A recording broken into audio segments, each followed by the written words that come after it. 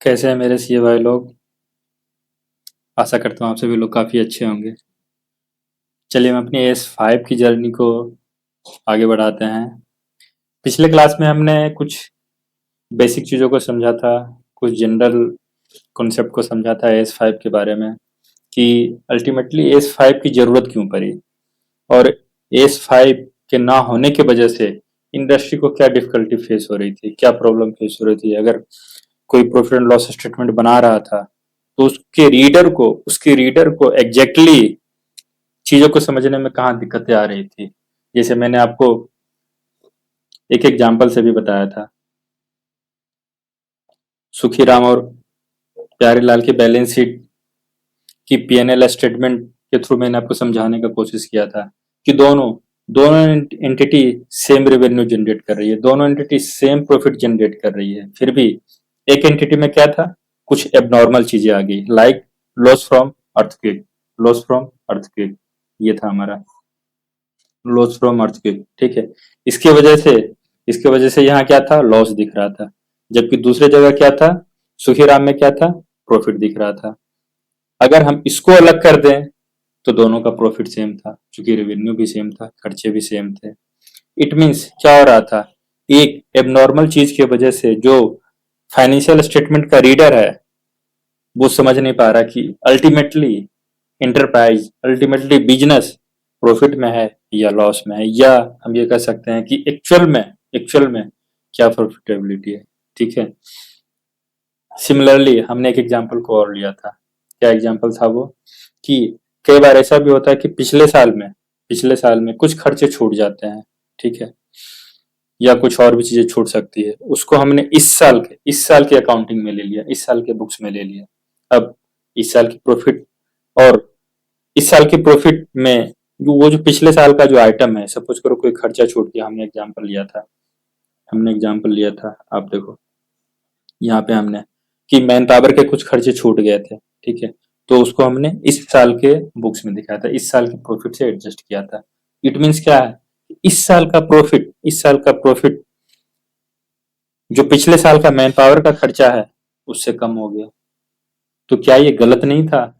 इस साल की प्रॉफिट एक्चुअल में तो पता ही नहीं चली, बैलेंस शीट रीड करने वाले को तो ये लगेगा कि इस साल की प्रॉफिट कम है, बट एक्चुअल में इस साल की प्रॉफिट कम नहीं है, एक्चुअल में तो वो खर्चा पिछले साल का था। तो इसके बारे में भी एस 5 हमें बताएगा। हमने क्या कहा था कि एस 5 इस तरह की चीजों से डील करने के बारे में हमें बताएगा कि हम उसको कैसे डिस्क्लोज करेंगे, अलग से डिस्क्लोज करेंगे, so that reader of profit and loss statement उसको पता चल सके कि एक्चुअल में प्रॉफिट इस साल का क्या है, एक्चुअल में प्रॉफिट नॉर्मल ऑपरेशन से क्या है। ठीक है, कुछ बेसिक चीजों को बाद मैंने आपको कंटेंट नोट करवाया था, like objective, scope, net profit और loss for the period, prior period item, change in accounting estimate and change in accounting policy. ये सारे कंटेंट हैं जो हमें कवर करने हैं इस टॉपिक में। ठीक है, इसमें अब मैं कंटेंट वाइज, जैसा मेरा टीचिंग स्टाइल है आप लोगों को पता है, मैं कंटेंट वाइज एक एक चीजों को एक्सप्लेन करते चलूंगा और नोट भी कराते चलूंगा। अब सबसे पहले हमारे सामने है ऑब्जेक्टिव ऑब्जेक्टिव। ठीक है, अब इसका ऑब्जेक्टिव क्या है, ओवरऑल मैंने आपको समझा दिया है। अब मैं थोड़ा सा 2 लाइन का थ्योरी आपको नोट करा देता हूँ, सो दैट जब आप कभी रिवाइज करो तो उसको पढ़ते ही आपके माइंड में सारी चीजें क्लियर हो जाए। ठीक है, चलिए मेरे साथ साथ अब आप लोग नोट करेंगे। अब ये है हमारा पॉइंट नंबर 1। अब मैं कंटेंट में जो पॉइंट नंबर मैंने आपको ये सारा नोट करवा रखा है, इसी पॉइंट नंबर वाइज मैं आपको नोट कराते जाऊंगा और आपको भी इसी पॉइंट नंबर वाइज नोट करना, सो दैट कल को जब आप रिवाइज भी करो अपने नोट्स को तो इसी कंटेंट के हिसाब से पॉइंट वाइज में आप चीजों को रिवाइज करते जाओगे और इजीली आपको रिवाइज हो जाएगी चीजें। ठीक है, चलिए point number 1, objective.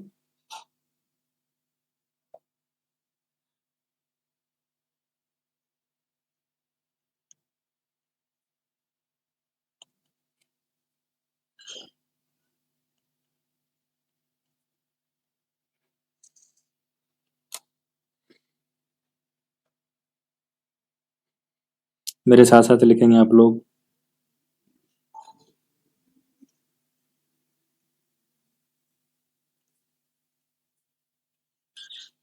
objective of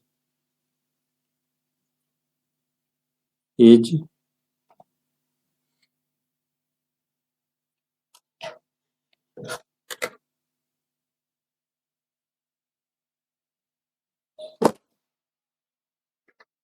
to prescribe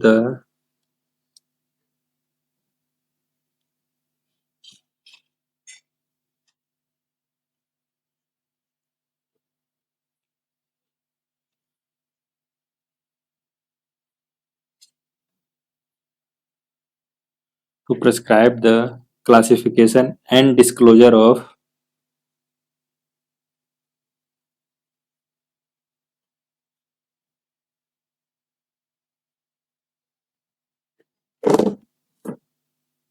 certain items in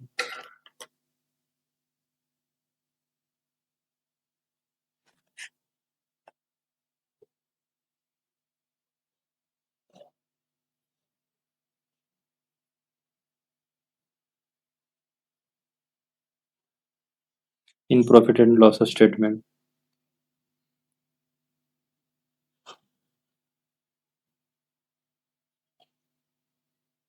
so that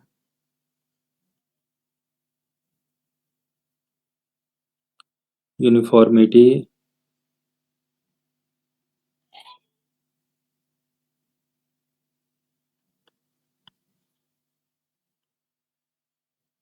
should be maintained by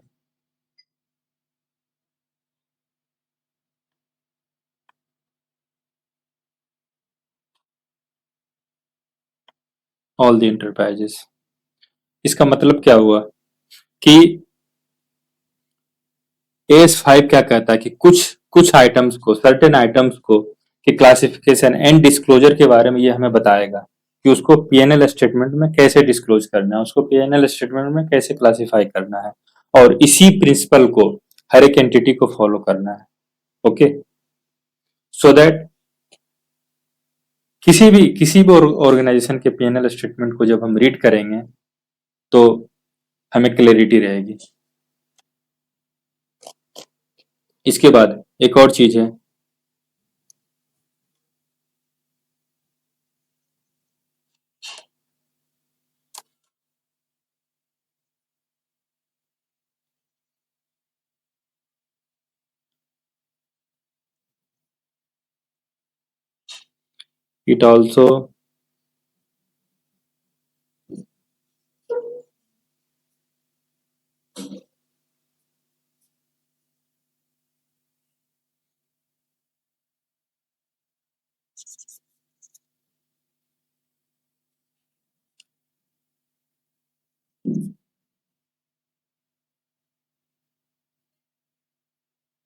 it also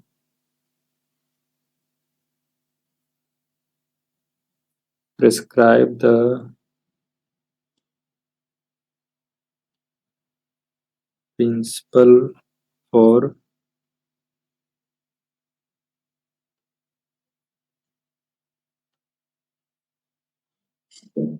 separate disclosure of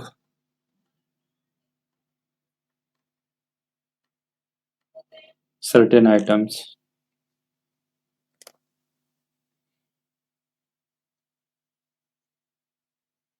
so that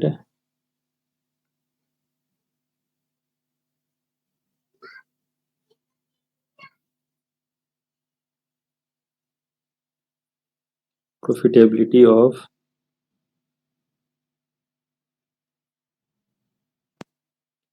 current year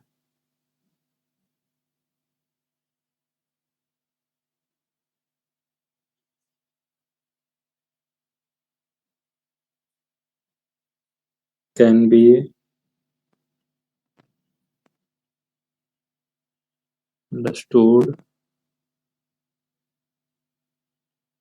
clearly। ठीक है, मतलब आप देखो ऑब्जेक्टिव में अगर मैं क्लासिफाई करूं तो इसका मेन ऑब्जेक्टिव दो है।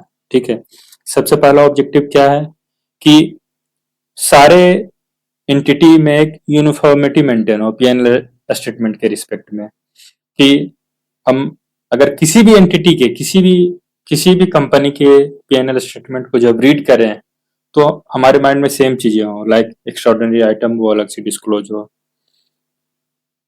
कोई प्रायर पीरियड आइटम्स है, ये भी extraordinary item and prior period item आपको डिटेल में मैं बताऊंगा, लेकिन जस्ट फॉर एग्जांपल कि प्रायर पीरियड आइटम्स लाइक जो पिछले साल के खर्चे हैं वो हमें देखते ही पता चल जाए कि हाँ ये पिछले साल के खर्चे हैं। अगर कोई एक्स्ट्राऑर्डिनरी चीजें लाइक अर्थक्वेक का मैंने एग्जांपल दिया था, अगर कोई अर्थक्वेक से है या कोई आग लगने की वजह से कोई लॉस है तो वो अलग से पीएनएल स्टेटमेंट में दिख जाए, ताकि जो नॉर्मल ऑपरेशन से इनकम है और इस साल का जो प्रॉफिट है वो हमें सेपरेटली पता चल जाए। ठीक है, क्योंकि कंपेयर तो हम वही करेंगे। ठीक है, तो मेन ये दो चीजें हैं कि मुझे क्या सेपरेटली डिस्क्लोज करना है वो बताएगा ये हमें।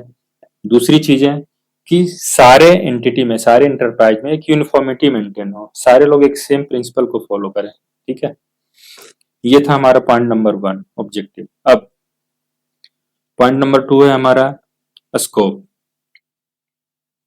ये हमने कवर कर लिया। अब आता है हमारा point number 2 scope.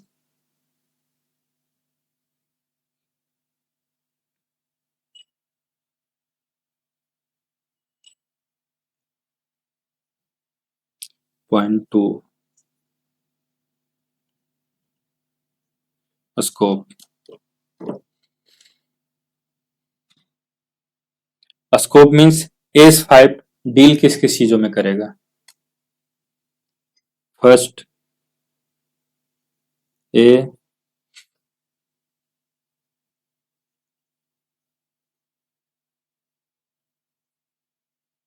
Net profit और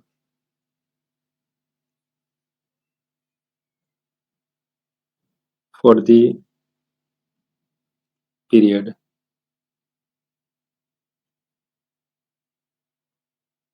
बी है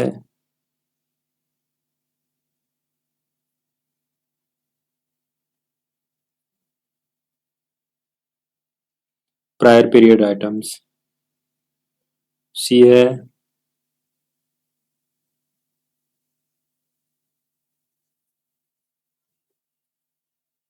चेंज इन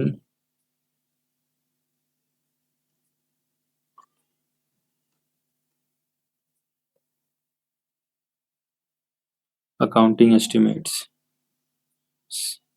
डी है चेंज इन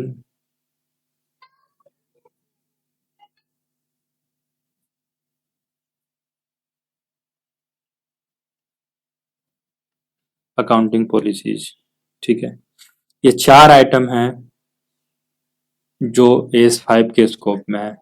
अब आपके दिमाग में एक चीज आ रही होगी कि सर ये तो जो आपने स्कोप लिखवाया है ये तो सारा वही है जो कंटेंट था। अब देखो वही तो है ये चारों, वही तो है ये चारों। यस, यही चारों है। बेसिकली मैं अगर आपको बोलूं तो एस 5 छोटा सा एस है, थ्योरेटिकल एस है, और इसके स्कोप में जो सारी चीजें हैं बेसिकली कंटेंट में वही है, मतलब वही हमें पढ़ना है, स्कोप में जो है वही पढ़ना है। ठीक है, और इसमें भी जो मेन एग्जाम के पॉइंट ऑफ व्यू से जो इम्पोर्टेंट है वो है हमारा ए पॉइंट। ए पॉइंट नेट प्रॉफिट और लॉस फॉर द पीरियड। ठीक है, वैसे हम इन चारों को ही अच्छे से कवर करेंगे, बहुत छोटा छोटा सा टॉपिक है। ठीक है, बट ये ज्यादा इंपॉर्टेंट है। ठीक है, अब मैं अब मैं आगे बढ़ने से पहले, चूंकि अगर देखा जाए तो अब रियल सेंस में ये टॉपिक स्टार्ट होगा। ठीक है, लेकिन मैं उससे पहले आपको, क्योंकि आपका इंटरेस्ट बिल्डअप हो, मैं चाहता हूं आपको प्रैक्टिकल भी आप नॉलेज लेते चलो, प्रैक्टिकल भी चीजों को देखते चलो। आजकल देखो एग्जाम में क्या है, एमसीक्यू भी है। जब आप प्रैक्टिकली माइंड अप्लाई करोगे तो आप क्वेश्चन को अच्छे से सोल्व कर पाओगे। ठीक है, तो मैं आपको एक कंपनी की बैलेंस शीट दिखाना चाहता हूँ सो दैट आपको क्लियर हो कि एस 5 कहाँ अप्लाई होता है।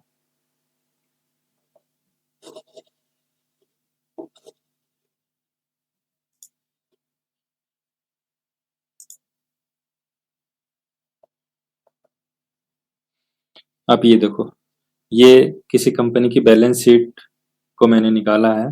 ये लिस्टेड कंपनी की बैलेंस शीट है। कंपनी का नाम वगैरह आपको देखने की जरूरत नहीं है। अब देखो, ये है पीएनएल स्टेटमेंट, ठीक है।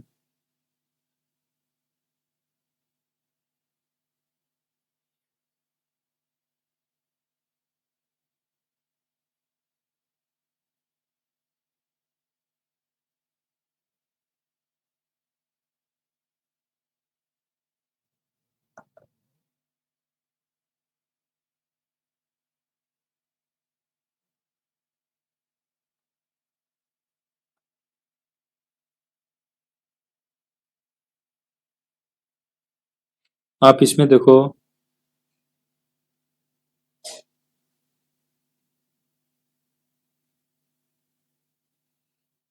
मैं आपको दिखाना चाहता हूँ revenue from operation, other income, ये हो गया हमारा टोटल इनकम, ठीक है। अब इसके बाद ये सारे हमारे खर्चे हैं। अब देखो total expense, profit from operation before exceptional items, ठीक है, ये है। अब देखो एक्सेप्शनल आइटम्स, यहाँ पे देखो पॉइंट नंबर 5 में क्या, profit from operation before exceptional items means कि अगर कुछ एक्सेप्शनल आइटम्स हैं तो उससे पहले ऑपरेशन से क्या प्रॉफिट है। तो पढ़ने वाले को एग्जैक्टली मुझे समझ में आ गया कि हाँ, एक्चुअल में जो बिजनेस से इनकम है वो क्या है, ये पॉइंट नंबर 5 वाला है। अब देखो एक्सेप्शनल आइटम को पॉइंट नंबर 6 में इन्होंने अलग से बताया भी है। अब देखो, ये देखो आप, इसमें कुछ नहीं था, ये इसमें कुछ नहीं था, लेकिन मार्च 22 में था, मार्च 23 में था, ठीक है। क्वार्टर वाले में नहीं है लेकिन ईयर वाले में है, ठीक है। तो इसी तरीके से एस 5, अभी इसके बारे में किसने बताया, एस 5 ने बताया कि आपको एक्सेप्शनल आइटम को अलग से बताना है पीएनएल स्टेटमेंट में। अगर ये हम अलग से नहीं बताते, ये ऊपर ही इन खर्चों में मिक्स होता, तो फिर हम क्या आइडेंटिफाई कर पाते कि एक्चुअल में ऑपरेशन से कितना प्रॉफिट है, नहीं पता चलता। तो एस 5 का एप्लीकेशन यही है, ठीक है। तो चलिए अब हम आते हैं अपने अपने डिस्कशन में।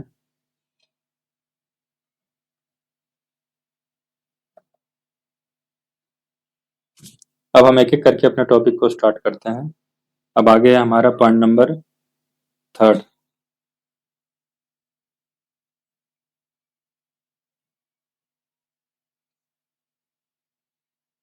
नेट प्रॉफिट और लॉस।